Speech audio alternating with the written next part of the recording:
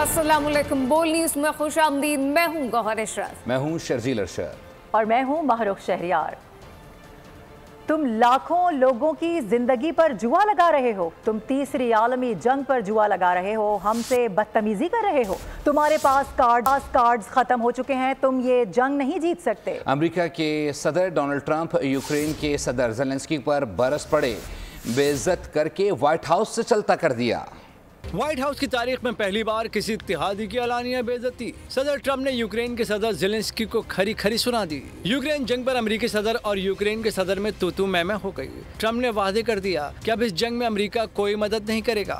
Zelensky ये उम्मीद लेकर व्हाइट हाउस पहुंचे थे कि अमेरिका को रूस की जानिबदारी से बात रख सकें, मगर ट्रंप ने उल्टा झाड़ पिला दी।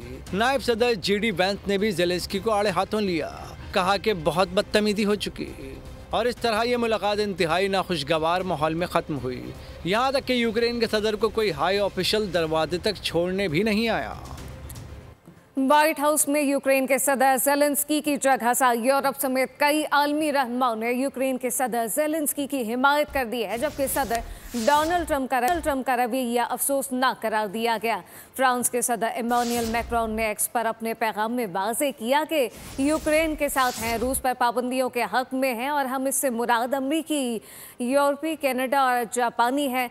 लैटविया, कनाडा और डेनमार्क के रहनुमाओं ने भी कहा कि यूक्रेन के साथ खड़े हैं। ऑस्ट्रेलिया के वज़ीर-ए-आज़म ने एक्स पैगाम में वाज़ेह किया, यूक्रेन से इज़हार यकजहती करते हैं कि जिसके अवाम ने 3 साल रूस की जहरीत का सामना किया। और रूस के यूक्रेन पर ड्रोन हमले, तिब्बी मरकज़ तबाह कर दिया, कई लोग ज़ख्मी, जबकि 56 को महफूज मकाम पर मुंतकिल कर दिया गया। खार्किव में कई अहदाफ को निशाना बनाया गया। इन हमलों में 5 अफराद ज़ख्मी हुए। हुक्काम के मुताबिक रूस के 9 ड्रोन मिसाइलों ने खार्किव के 3 अजला को निशाना बनाया। दर्जनों इमारतों को नुकसान पहुँचा। 3 साला जंग के दौरान शहर खार्किव मुसलसल रूसी हमलों की जद में रहा। और अब ये खबर कि सऊदी अरब, इमारात, ओमान, कतर और फ़लस्तीन में आज पहला रोज़ा है। मस्जिदुल हराम और मस्जिद नबी सल्लल्लाहु अलैहि वसल्लम में नमाज तरावी के रूह परवर इज्तिमात मुनक्किद किए गए। पाकिस्तान में रमज़ान का चांद नज़र नहीं आया। मुल्क भर में पहला रोज़ा कल होगा। भारत और फ़िलिपाइन में भी रमज़ान मुबारक का चांद नज़र नहीं आया। और वज़ीर-ए-आज़म शहबाज शरीफ ने 20 अरब रुपए के रमज़ान रिलीफ पैकेज का इजरा कर दिया। तकरीब से खिताब में कहा कि डिजिटल वॉलेट के ज़रिए 5,000 रुपये फ़ी ख़ानदान दिए जाएंगे।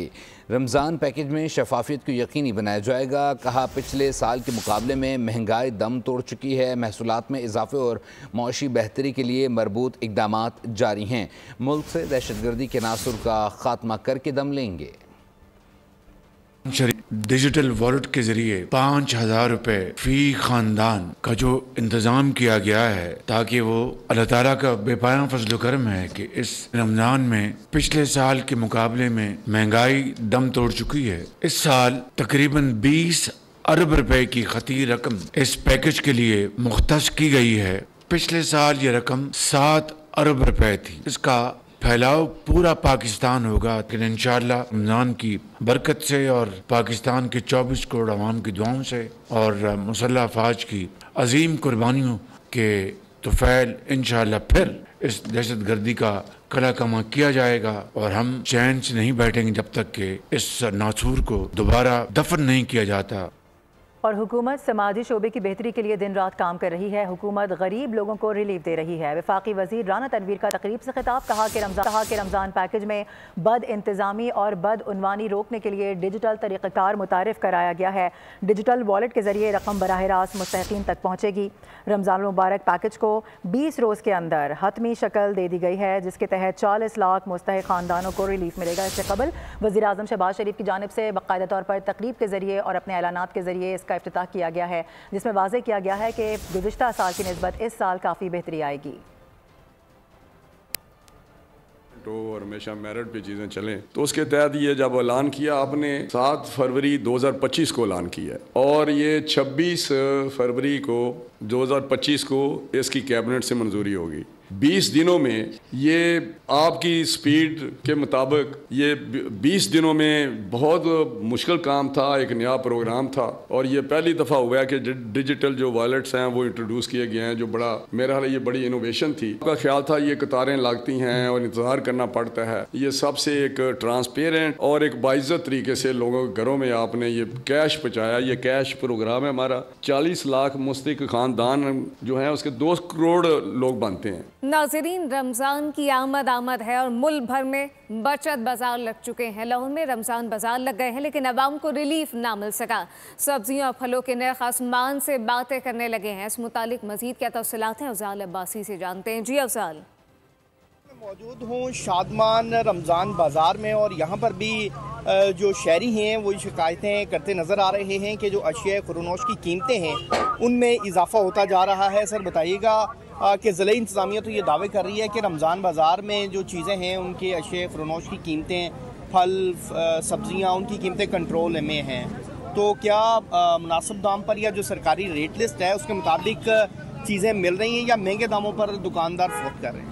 सर जरा गौरमेंट ने रेट लिस्ट दी है ना वो मुताबिक तो कर ही नहीं रहे, ये अपना रेट ला रहे हैं। केला देखो असी पहले 100 रुपये दर्जन खाते रहे, हूँ असी 250 रुपये दर्जन खा रहे हैं, बेनीफिट इसका कोई नहीं सानू मिल रहा। हुकूमत से शहरी अपील कर रहे हैं कि वो ज़िला इंतज़ामिया को ये हुक्म दें कि वो इन चीज़ों को कंट्रोल करे, अशिया खुरनोश की जो कीमतें हैं उनको कंट्रोल किया जाए। बहुत शुक्रिया।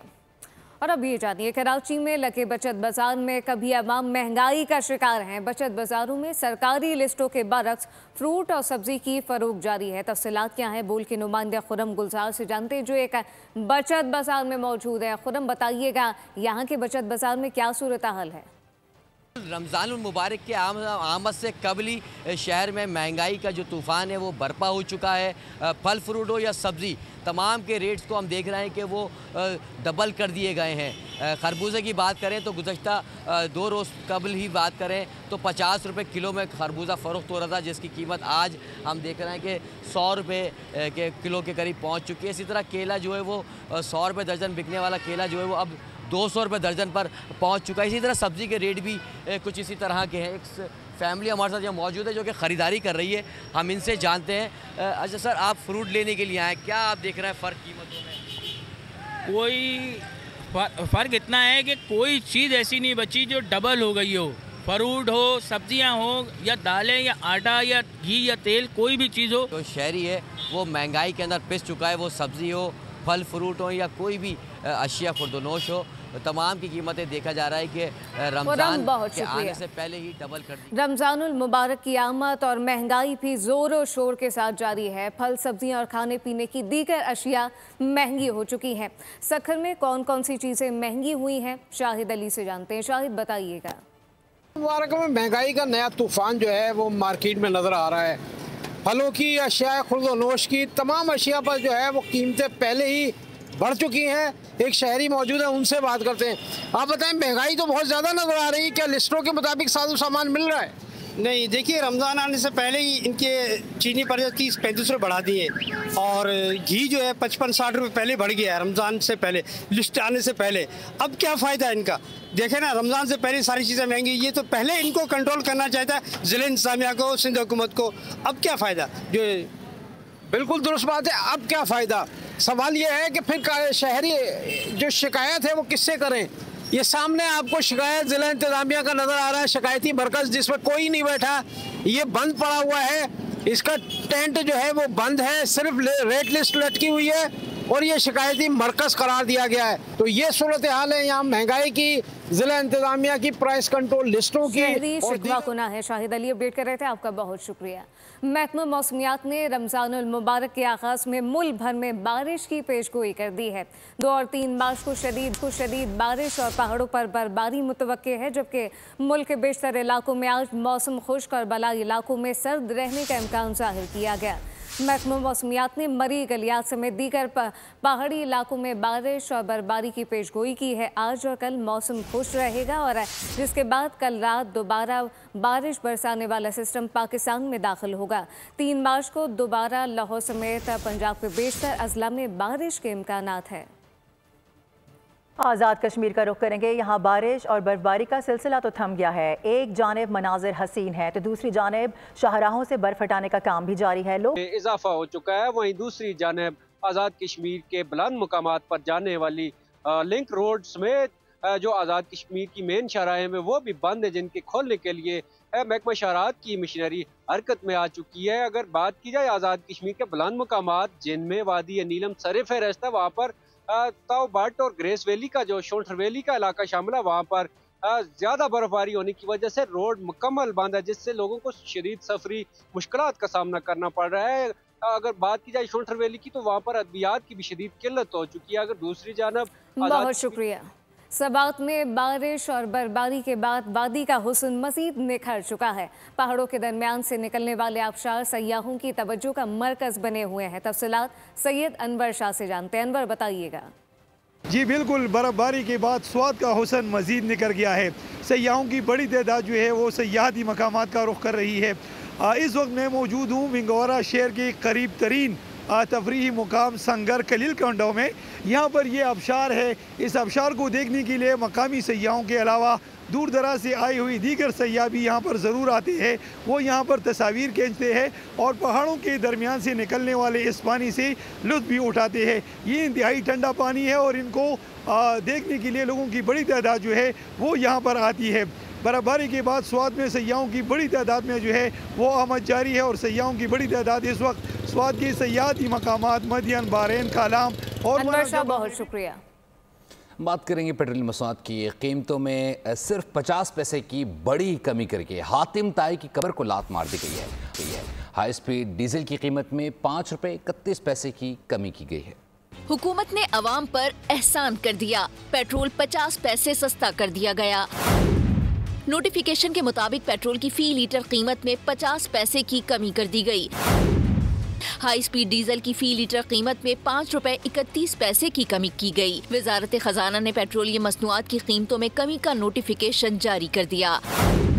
मिट्टी का तेल फी लीटर 3 रुपए 53 पैसे सस्ता कर दिया गया। हाई स्पीड डीजल की फी लीटर नई कीमत 258 रुपए 64 पैसे मुकर्रर कर दी गई। लाइट डीजल ऑयल फी लीटर 2 रुपए 47 पैसे सस्ता कर दिया गया। पेट्रोल की फी लीटर नई कीमत 255 रुपए 63 पैसे मुकर्रर हो गई। मिट्टी के तेल की नई कीमत 168 रुपए 12 पैसे हो गई। लाइट डीजल ऑयल की नई कीमत 193 रुपए 34 पैसे हो गई। और अब आपको ये बताएं कि वज़ीर आला पंजाब मरियम नवाज की जानिब से तारीखी कदम उठाया गया है। मुल्क की तारीख में पहली मरतबा देही खातीन के लिए स्पेशल बसें चलाने का फैसला किया गया है। हर देही तहसील से डिस्ट्रिक्ट हेडक्वार्टर तक बस सर्विस शुरू करने पर इत्तेफाक हुआ। वज़ीर आला पंजाब मरियम नवाज शरीफ ने इंटर विलेज ट्रांसपोर्ट प्लान भी तलब कर लिया है। मरियम नवाज ने कहा कि जदीद ट्रांसपोर्ट सिस्टम देहात में रहने वाली खातीन का भी हक है। देही खवातीन के लिए ट्रांसपोर्ट का निज़ाम ना होना इंतहाई तकलीफ देह है। जदीद ट्रांसपोर्ट सिस्टम की फराहमी से देही खातीन का बढ़ेगा। तालिबात और मरीज खातीन को आमदोरफ्त में आसानी होगी। देही खातीन को पब्लिक ट्रांसपोर्ट में तकलीफ दे हालात में सफ़र करते देखकर इंतहाई दुख होता है।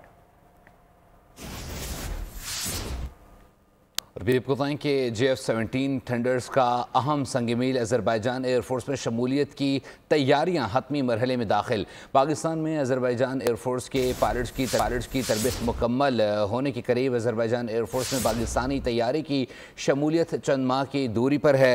अजरबैजान एयरफोर्स में पाकिस्तानी तैयारी की शमूलियत सिर्फ और सिर्फ चंद माह की दूरी पर रह गई है। अजरबैजान को JF-17 थंडर ब्लॉक 3 फरोख्त कर रहा है। पाकिस्तान इस पर मजीद इत्तला जानने के नुमाइंदा खुसूसी बोल न्यूज़ सलमान अमान से। सलमान अपडेट कीजिएगा। जी बिल्कुल, इसको हम JF-17 थंडर के हवाले से एक बहुत बड़ा संग मील कह सकते हैं कि JF-17 थंडर जिसकी हम आज़रबाईजान की फ़िज़ाइया में शमूलियत के हवाले से बात करते चले आ रहे हैं, अब ये शमूलियत बिल्कुल हकीकत के करीब पहुंच गई है। और एग्जैक्ट डेट या वक्त तो मैं नहीं इस वक्त बता सकता क्योंकि इसके बहुत सारे रीज़न्स हैं, लेकिन ये आपको बताया जा सकता है कि सिर्फ अब चंद माह की दूरी पर है आज़रबाईजान की एयरफोर्स में जदीद तरीन JF-17 थंडर ब्लॉक 3 की शमूलियत। और इस हवाले से तमाम तर तैयारियाँ इस वक्त हतमी मराहिल में दाखिल हो चुकी हैं। पाकिस्तान के अंदर आज़रबाईजान की एयरफोर्स के पायलट्स तरबियत मुकम्मल कर रहे थे, उनकी तरबियत भी आप कह सकते हैं कि आखिरी मराहिल में दाखिल हो चुकी है। और इंशाअल्लाह यही पायलट्स पाकिस्तान से जदीद तरीन JF-17 थंडर ब्लॉक 3 तैयारे उड़ा कर लेकर जाएंगे आज़रबाईजान में, जहाँ पर इनकी आज़रबाईजान की एयरफोर्स में शमूलियत के हवाले से बाज़ाब्ता सेरेमनीज़ भी मुनक्किद होंगी। पाकिस्तान आज़रबाईजान को JF-17 थंडर ब्लॉक 3 तैयारे फ़रोख्त कर रहा है, जो कि पाकिस्तान के बाद आज़रबाईजान JF-17 थंडर ब्लॉक 3 तैयारे इस्तेमाल करने वाला दूसरा मुल्क होगा और मजमूई तौर पर आज़रबाईजान पाकिस्तान से JF-17 थंडर तैयारे ख़रीदने वाला तीसरा मुल्क है। तो ये एक बहुत बड़ी डेवलपमेंट है पाकिस्तान एयरफोर्स के हवाले से, पाकिस्तान की जो डिफेंस एक्सपोर्ट्स हैं उसके हवाले से, और यकीनी तौर पर जो आज़रबाईजान है एक अहम मुल्क है सेंट्रल एशियन रिपब्लिक्स में, उसमें हम कह सकते हैं कि JF-17 थंडर ब्लॉक 3 की शमूलियत से जो नेशनल सिक्योरिटी पैराडाइम है आज़रबाईजान का, उसको तक़वियत मिलेगी और आज़रबाईजान का फ़िज़ाई दिफा मज़ीद मजबूत होगा। आज़रबाईजान एयरफोर्स में पाकिस्तानी तैयारी की शमूलियत सिर्फ चंद माह की दूरी पर है। पाकिस्तान आज़रबाईजान को JF-17 थंडर ब्लॉक 3 फ़रोख्त कर रहा है। नुमाइंदा खुसूसी बोल न्यूज़ सलमान अमान अपडेट करते, बहुत शुक्रिया। कारों के लिए भी मददगार साबित हुई है। खैरपुर में डाकों की फायरिंग से जख्मी होने वाले एहलकार को एयर एम्बुलेंस के जरिए सक्खर से कराची मुंतकिल किया गया। पीर जुगोट में पुलिस और डाकों के दरमियान मुकाबला हुआ था। मुकाबले में 2 पुलिस एहलकार मोहम्मद बका बंगलानी और मुनव्वर नारेजो शदीद जख्मी हुए थे। हुकूमत सिंध की खुसूसी हिदायत पर जख्मी एहलकार मुनव्वर नारेजो को तशवीशनाक हालत में कराची मुंतकिल किया गया।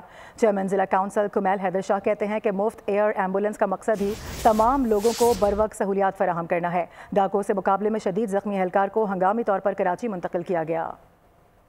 और मदरसा हक्कानियों में दहशतगर्दी का मुकदमा दर्ज कर लिया गया है। अफसोसनाक वाक़े में मुल्की फ़ज़ा सोगवार है। सदर, वज़ीर आज़म और वज़ीर दाखिला समेत आला हुक्काम ने हमले की शदीद अल्फाज में मज़म्मत की है। शहीद मौलाना हामिदुल हक की नमाज जनाजा फटक में अदा कर दी गई। दारुल उलूम हक्कानिया अकोड़ा खटक की मस्जिद में खुदकश धमाका। जमीयत उलमा इस्लाम के सरबरा मदरसे के नायब मुहतमिम मौलाना हामिदुल हक शहीद हो गए। खुदकश हमले का मुकदमा थाना सीटड़ी मर्दान रीजन में दर्ज कर लिया गया। मुकदमा शहीद मौलाना हामिदुल हक के जख्मी साहबजादे अब्दुल हक की मददियत में दर्ज हुआ, जिसमें नामालूम खुदकश हमलावर को नामजद किया गया है। उधर जख्मियों में से बास की हालत नाजुक बताई जाती है। सदर मुमलिकत आसिफ अली सरदारी, वज़ीर आज़म शहबाज शरीफ, वज़ीर दाखिला मोहसिन नकवी, वज़ीर आला KP के अली अमीन गंडापुर और बिलावल भुट्टो ने धमाके की शदीद मसम्मत करते हुए कहा है कि बेगुनाह नमाजियों को निशाना बनाना मज़मूम और घिनौना अमल है। दहशतगर्द मुल्क को कौम और इंसानियत के दुश्मन है। वज़ीर आज़म ने रिपोर्ट तलब कर ली। IG खैबर पख्तूनख्वा जुल्फ़िकार हमीद ने कहा है कि हमला टारगेटेड था। हमले में मौलाना हामिदुल हक निशाना थे। सिक्योरिटी फोर्सेस ने शुमाली वजीरिस्तान के इलाके गुलाम खान किले में बड़ी कार्रवाई करते हुए 6 खवारिज को ऑपरेशन के दौरान जहन्नुम वासिल कर दिया।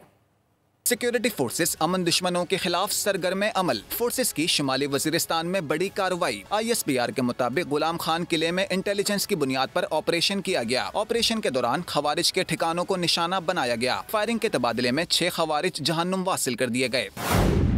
दहशतगर्दों से असलहा और गोला बारूद बरामद कर लिया गया। दहशतगर्द बेगुनाह शहरियों के कत्ल में भी शामिल थे। सिक्योरिटी फोर्सेस दहशतगर्दी के नासूर को मुकम्मल तौर पर ख़त्म करने के लिए पुरअज़्म हैं। आप तक पहुंचाएं कि अदालत ने मकतूल मुस्तफ़ा आमिर का नाम मंशियात केस से खारिज कर दिया है। मकतूल कत्ल किए जाने से चंद घंटे कबल अदालत में पेश हुआ था। डिफेंस कराची के रिहायशी नौजवान मुस्तफ़ा आमिर रवां बरस 6 जनवरी को लापता हुए और वालिदा की मुद्दत में पहली गुमशुदगी का मुकदमा दर्ज किया गया था। मकतूल मुस्तफ़ा आमिर का नाम मंशियात केस से खारिज। मुस्तफ़ा आमिर कत्ल किए जाने से चंद घंटे पहले अदालत में पेश हुआ था। कराची की इंसदाद मंशियात अदालत ने मकतूल मुस्तफ़ा आमिर का नाम मंशियात केस से खारिज कर दिया। तफ्तीशी अफसर के मुताबिक मुस्तफ़ा आमिर का कत्ल हो चुका है। मुस्तफ़ा आमिर को 31 जनवरी 2024 को गिरफ्तार किया गया, जबकि 20 मार्च 2024 को मुस्तफ़ा आमिर और नौमान याकूब की जमानत मंजूर हो गई थी। मुस्तफ़ा आमिर रवां बरस 6 जनवरी को कत्ल से चंद घंटे कबल अदालत में आखिरी बार पेश हुआ था। कत्ल किए जाने के बावजूद मुस्तफ़ा आमिर के वारंट जारी हुए। नौजवान मुस्तफ़ा आमिर रवां बरस 6 जनवरी को लापता हुआ और वालदा की मुद्दत में पहले गुमशुदगी का मुकदमा दर्ज किया गया था। और नॉर्थ कराची से 7 जनवरी को 7 साला सारिम की मुबैना अगवा के बाद कत्ल का वाक़या। हिरासत में लिए गए 8 अफराद का DNA मैच ना होने पर उन्हें रिहा कर दिया गया। 4 अफराद को चंद रोज़ कबल रिहा किया गया, जबकि 3 अफराद को 2 रोज़ कबल रिहा किया गया। सारिम के कत्ल के शुबे में हिरासत में लिए जाने वालों में वॉलमैन अपार्टमेंट के 3 चौकीदार, पड़ोसी और कारी समेत 8 अफराद शामिल थे। वालिद ने दुहाई दी कि मेरे बेटे के कत्ल में मुलविस मुलजिमान की गिरफ्तारी के लिए बनाई जाने वाली तमाम टीमें नाकाम रहीं। शहरियों के बाद थाने भी महफूज ना रहे। कराची के थाना परेडी पर नामालूम अफराद ने क्रैकर हमला कर दिया। दहशतगर्दी के वाक़े में 3 एहलकार जख्मी हो गए। वज़ीर दाखिला सिंध ने वाक़े की रिपोर्ट तलब कर ली है, जबकि हिदायत की कि शहर की सिक्योरिटी मौसर बनाई जाए। कराची में अमन दुश्मनों का कानून के रखवालों पर हमला। सदर पेडी थाना पर नामालूम मुलजिमान क्रैकर हमला करके फरार हो गए। SSP महरोज अली के मुताबिक क्रैकर थाने के मरकजी गेट पर फेंका गया, जिसके बाद जोरदार धमाका हुआ। वाक़े में 3 पुलिस एहलकार जख्मी और एक हाईरूफ गाड़ी को नुकसान पहुंचा। जख्मियों की शनाख्त अरशद, आमिर और रियाज के नाम से हुई, जिनकी हालत खतरे से बाहर बताई जाती है। वज़ीर दाखिला ज़ियाउल हसन लंजार ने वाक़े का नोटिस देते हुए तहकीकात का हुक्म दे दिया। उन्होंने जख्मी पुलिस एहलकारों को बेहतरीन तिब्बी सहूलियात फराहम करने की हिदायत की है। और कराची में ट्रैफिक हादसात का तसलसल अब भी बरकरार है। हब रिवर रोड पर डंपर रिक्शे से जा टकराया। हादसे में 1 शख्स जाम बहक और 3 जख्मी हो गए। कराची में डंपर गर्दी का एक और वाकया। हब रिवर रोड मौलाना होटल के करीब डंपर रिक्शा में तसादुम हुआ। रेस्क्यू जराए के मुताबिक रिक्शा हब चौकी से मुशर्रफ कॉलोनी आ रहा था, जिसमें 7 अफराद सवार थे। ऐनी शायरीन के मुताबिक डंपर ने रिक्शा को टक्कर मारी, जिससे 45 साला शाह मोहम्मद जाँ बहक हो गया। एक शख्स को मामूली जख्म आया और 2 जख्मियों को अस्पताल रवाना कर दिया। वाक़े के बाद ड्राइवर डंपर समेत फरार हो गया। और इंग्लैंड को टूर्नामेंट में पहली फतह दरकार। उधर जनूबी अफ्रीका सेमीफाइनल में जगह बनाने के लिए कोशिश। नेशनल स्टेडियम कराची में इंग्लैंड और जनूबी अफ्रीका आज मद्दे मुकाबले आएंगे। जीत जनूबी अफ्रीका की सेमीफाइनल तक रसाई का इम्कान रोशन करेगी। मैच दोपहर 2 बजे शुरू होगा। इस वक्त क्या तैयारियां हो रही हैं, हमारे नुमाइंदे कफील अहमद स्टेडियम के मरकजी गेट पर मौजूद हैं, उन्हीं से मजीद जानते हैं। कफील, अपडेट कीजिएगा। देखिए, चैंपियंस ट्रॉफी का मैच जो है वो इंग्लैंड और साउथ अफ्रीका के दरमियान आज जो है वो आज खेला जाना है कराची में। और मैच का आगाज़ होगा दोपहर 2 बजे। मेरे कैमरामैन इस वक्त यूसुफ दिखाएंगे। इस वक्त अगर हम नेशनल स्टेडियम के मरकज़ी जो गेट है वहाँ मौजूद है और वहाँ से रिपोर्ट कर रहे हैं। इस वक्त अगर सिक्योरिटी के हवाले से बात कर लें तो सिक्योरिटी इंतहाई हाई अलर्ट है और तमाम चेकिंग के बाद जो है वो तमाम अमला, जिसमें अगर हम बात कर लें वेटर्स की या डिफरेंट जो कमांडोज़ हैं और दीगर जो सिक्योरिटी एहलकार हैं, उनको जो है वो चेक करने के बाद जो उनकी ड्यूटीज़ हैं उस पर असाइन किया जा रहा है। और यहाँ बाहर भी लोग मौजूद हैं जिनके पास बाकायदा जो है वो पासेस मौजूद हैं। और यहाँ SSU के जो कमांडोज़ हैं वो इस वक्त मरकज़ी गेट के बाहर जो है वो यहाँ मौजूद है। दूसरी जानब अगर हम बात कर लें तो यहाँ इस जानब अगर दिखाई सी दिया तो यहाँ जो वाइट ड्रेस में लोग हैं उनको भी चेक करने के बाद जो है वो अंदर जो है वो छोड़ा जा रहा है। तो ये तमाम इंतजामात इस वक्त हैं। मैच जो है वो शुरू होगा 2 बजे और शायकीन क्रिकेट गो कि अभी जो है वो आना शुरू नहीं हुए हैं। दिलचस्पी ऐसा नहीं है, लेकिन ये कि फिर भी जो क्रिकेट का शौक रखते हैं वो यहाँ आएंगे, मैच को देखेंगे। बहुत शुक्रिया। इसी के साथ न्यूज़ बुलेटिन से फिलहाल इतना ही। मज़ीद खबरों और अपडेट्स के लिए विजिट कीजिए हमारी वेबसाइट bolnews.com। देखते रहिए बोल। सब्सक्राइब करें और बेल दबाएं ताकि कोई खबर रह न जाए।